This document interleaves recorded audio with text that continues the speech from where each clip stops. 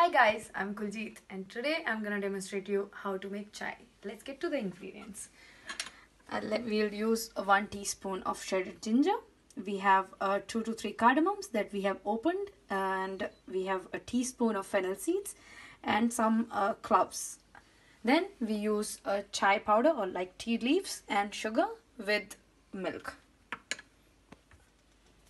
Then we boil 1 cup of water in the pan and we add all the spices basically.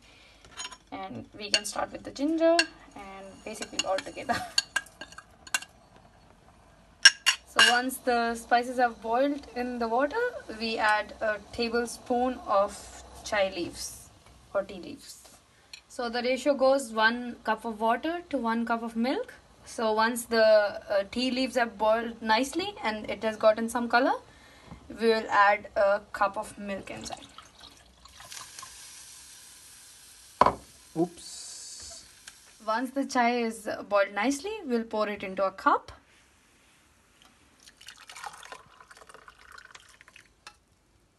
And then we can add desired amount of sugar inside.